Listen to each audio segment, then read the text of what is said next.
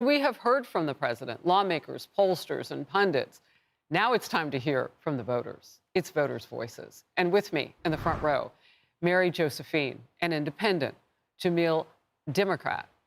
And in the back row, Teresa, Republican, Stephanie, Democrat.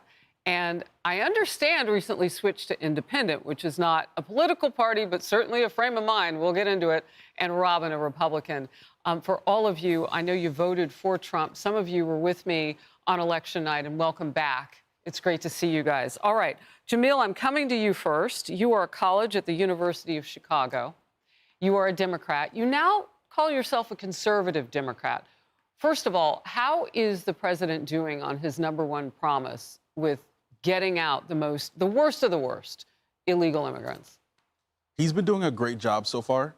I wake up every day and I read the headlines and I get impressed by his creativity, but I also think he can go further, such as with his bid to end birthright citizenship. He could start printing papers for the undocumented children here that are currently being born, and then force the foreign governments of the country of origin to accept those citizenship papers diplomatically. And I also think I go to Chicago and I see the immigration crisis at the forefront in front of my school on the corners. I don't think we should wait until unpopular mayors like Brandon Johnson lose their elections. I honestly think if mayors like him obstruct Tom Homan or President Trump, they should be arrested. They should be indicted, put on trial, because they weren't afraid to put him on trial when he was just running for office. So I would say let the voters in the community talk about, is using taxpayer dollars against common sense policies, is it illegal? And I think you would see that Mayor Brandon Johnson, so many other mayors would be criminally charged. What are you studying? I came up with several careers right there. You could be a political analyst, you could be an attorney. Thank you for all of that. And it sounds like you've made a migration now, at least in your mind and politically. We'll have to see how you vote in the future, but that's so interesting. We have another Democrat among us, and that is Stephanie. And I understand now you're leaning more independent, maybe not exactly one party or the other. You just heard from Jamil. What would you like to add to that? So I think the country is the most divided it's ever been in my lifetime. The Democratic Party doesn't represent my values as much anymore. I think it's shifted so much from kind of the Clinton era party that I grew up on. And I think now it's kind of representing these really elitist, maybe even socialist ideals. I'm a mother of 4 kids. I have real concerns. I have, really immediate issues that I want to make sure are addressed. And I think as an independent, I can use my own brain. I can have an open mind and a critical ear and look at candidates for who they are and what they represent, and if that mirrors my values. As far as adding on to Trump's border policies, immigration, birthright citizenship, I think the Constitution was meant to be reevaluated and debated, and this incredible country that we live in is built on discourse and debate and discussion and smart people coming together to solve big problems in a constructive way so that we can have this incredible liberal democracy that we live in, which is a give and a take. You have to balance your independent identity with serving the good of a greater society as well, and we've lost that. We have this kind of entitled, I deserve everything attitude, and I think that's kind of ruling the roost right now. Well, it's interesting. You were both you and Jamil, obviously, Jamil, you're originally from here in New York City, I believe, so and you're now in Chicago. You guys are from sanctuary cities. So as former or current kind of moving Democrats, if you will, it doesn't entirely surprise, I would imagine, most people because of what you're living through right now. I don't put my kids on the subway. I don't walk alone at night anymore in New York City. So it's not the city that we lived in, yeah. Actually, I don't have to imagine. We see it every day in the city. Homeland Security Department numbers now show that in Trump's first 2 weeks in office, today is day 16, agents have arrested nearly 9,000 people for immigration violations, and there have been nearly 5,700 deportations or removals. border czar Tom Homan had this warning for sanctuary cities. Sanctuary cities are responsible for deaths of thousands of young children throughout my career. And we're going to sue them, we're going to hold them. And look, if he's got to go to the Supreme Court, that's what President Trump wanted to do. He will end sanctuary cities. Sanctuaries are sanctuaries for criminals, bottom line. All right, Teresa, I want to go directly to you. I mean, one of the things that we've seen with Tom Homan, the border czar, is immediate. He got started before anything because he didn't need a Senate confirmation to hold the role that he has. I think this is a very sensitive topic, and I am a little wishy-washy on it because I believe that America is home of the free, home of the brave. We're a melting pot. My great-grandparents came over from Italy, and that's important for who we are as a country. But that's why I voted President Trump, because he has been so adamant about his decisions, about what he believes. He stands by it. And that's why I voted for him, because for someone who maybe is uncertain about certain issues, you need a leader that is going to put his foot down and say, okay, I'm going to help you out. Let me make the decision and let me do it fast and the right way. You know, you told my team, and I thought this was, we don't have to go into the whole story, but you and your husband were kind of talking last evening. I didn't know if you were getting ready for today. Oh, no. My team is copious note takers. It's like a college party. And that's gotten out of hand. And the only way to bring it back is to kick everyone out. And you want, your food, your alcohol back. You want your clean place back. Wow. And that's the only way to do it. Yeah, and you said, look, it may seem like, a light way to compare it, but what you're talking about is sovereignty in your own home. Yep, And we don't take that lightly. Maybe we have in recent years, but not now. Mary Josephine, I know that you say you're an independent. You voted. Had you ever voted Republican before now? I was a Republican previously, yes. And what I felt, many years back that the Republican Party had left me. It didn't really have the values that I had. I speak for all Americans. I think that Americans generally are united in everything. And unfortunately, politicians have forced this upon us. I mean, shame on the politicians for many years, not handling the immigration policies and not handling what was happening to our country. I mean, Reagan, back in the day, gave amnesty to so many people, and we thought that the border would be secure. We thought we were going to handle this illegal immigration policy. We didn't. And then we had manuals given out to Mexico during the Bush administration on how to get here, and, for humanitarian reasons. And, we fast forward to the last administration, and it's a free-for-all. I mean, our country is not safe. It's a national security issue. I left New York City to move to North Carolina, and I was telling Robin earlier that here I am thinking I'm leaving New York City because it would be safer elsewhere. And we have Venezuelan gangs doing home invasions 2 or 3 houses down from us. I mean, it's a scary situation. I feel for everybody that's here. I feel that if you came here, you wanted to work hard, you want to provide for your families, absolutely you should.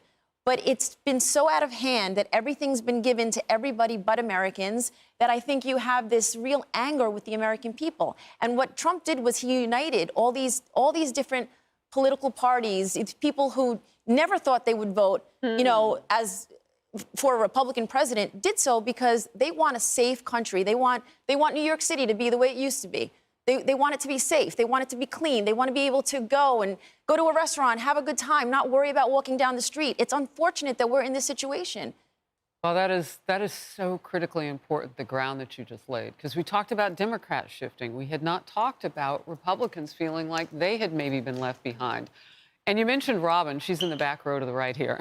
So I know you guys spent some time together in the green room, maybe even previously. When you hear her speaking, I want to know the texture of the conversation you had, because I don't think that we have anything in our notes other than Republican for you, and I knew you on election night. Yeah, we were just discussing how this issue, I've said that I think the issue of immigration is a really unique issue because I don't think it's as much a political issue as people have certain feelings about it based on their own experiences in their life. Mm-hmm. By the way, excuse me, I see everybody nodding with you. Cool. Go ahead, Robin. I think, yeah, I don't know that it's a Democrat-Republican issue as much as what we've experienced as citizens in this country. So some people who are here on green cards. You know, they have a different view than people who are here that feel that they are getting their resources taken away from them. I also think that as a parent, it's a very different situation. You know, I have a 12-year-old son. Hi, Rafa. And I worry about him in the city. I've gotten emails, you know, from his school that were warning about incidents where, you know, there were gang members stealing phones as they were walking to school. Oh. So it's definitely something that I have feelings about based on my own experiences and as a parent. And I think that's what we were kind of discussing, except for Jamil. But we were discussing as moms. I secretly think, and maybe it's not a secret, Jamil's going to rule the world and one totally day surviving a panel be an of inspiration women. for everybody's kids. All right, and I want to come back to you too, Jamil, because you mentioned something about Brandon Johnson, who's one of the most far-left mayors in the country. And in fact, Democrat leaders, including Illinois Governor J.B. Pritzker, along with local mayors like Brandon Johnson and Boston's Michelle Wu, have repeatedly expressed their defiance, their resistance to Trump's immigration crackdown. Watch this. We also have a law in the books in Illinois that says that our local law enforcement will stand up for those law-abiding, undocumented people in our state. We're doing the right thing, and we're not going to help federal officials just drag them away. Our police officers will not be cooperating with federal law enforcement around federal immigration law. Federal government can implement their laws, and we are not forced to participate in their actions. What this administration is attempting to do, he is attempting to get us to surrender our humanity. We're not going to do that in Chicago. You know what is interesting with Democrats, and Jamil, I'd be curious to get your take on this. They're willing to break the law to show that they care.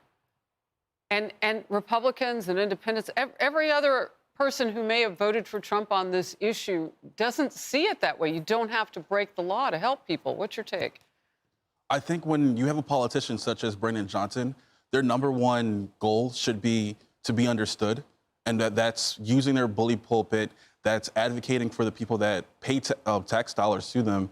And you see in many instances, he uses race to scapegoat a lot of the ideas that he has. He tries to use emotional appeal such as our humanity.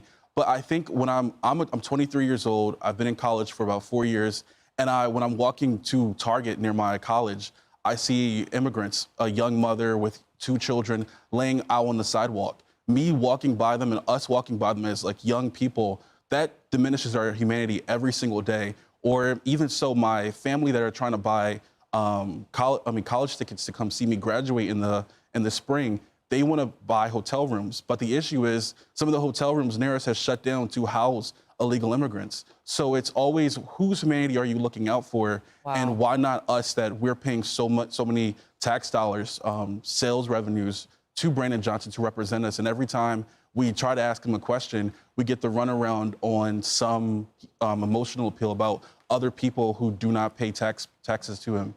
Yeah, I mean, Robin, it comes back to what you said, those personal experiences that people are having. One of the things when you talk about, and how I hear you, Jamel, is that it's not just losing our humanity that people can kind of grade and say, yeah, we look terrible to the rest of the world, but that inner soul part of knowing that hundreds of thousands of children have gone missing in our country because the former administration's federal government agencies didn't bother to keep up with them.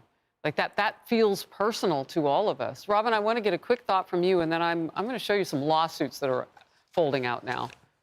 Yeah, I mean, I think, you know, one of the issues I struggle with all of this is that I'm Jewish, and, you know, during the Holocaust, there were ships of Jewish children that came to our country in an attempt to escape death, you know, and they were turned away. And, you know, died. What's that? And they all died. And they all died. So it tugs on your heartstrings a little more when you talk about the children, you know. And certainly there's the thought of, well, if the parents are coming here and, you know, illegally, then. But those ships were coming legally. those ships were coming. And I'm also a grandchild of Holocaust survivors, and I'm a huge patriot, and I'm so thankful and I'm sorry that I just interrupted you, but America opened its doors after the Holocaust when my grandparents had nowhere to go home to and nobody else would let them in after they were survivors of a genocide.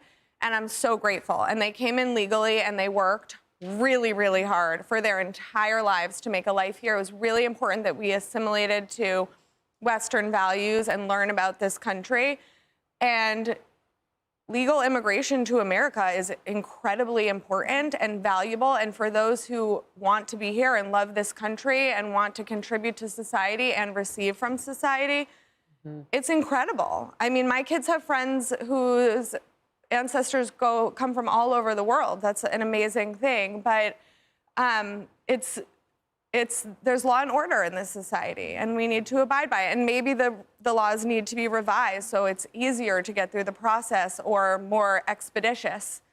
And that's the job of Congress and the Senate, and it's hard work, but our officials should be doing hard work. You know, just listening to all of you, there are so many touch points for I get it now.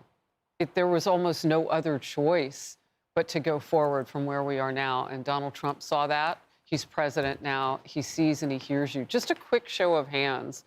In the first 16 days, how do you think he's doing? What grade? Actually, no show of hands. Give him a grade, Jamil. I'd say an A. Robin. I gave it 10. A 10. Yeah, that's an A. Yes. I would say A+. A+. Yeah, I mean, the bar was really low, so I'll also say an A. A++. A++. Well, that's an average that will get you anywhere above an A. God bless you all. Thank you for being so open with all that you're facing and as voters, why you did what you did and why you continue to believe that Trump can get it done. I appreciate it. We're going to take a quick break. We'll be right back.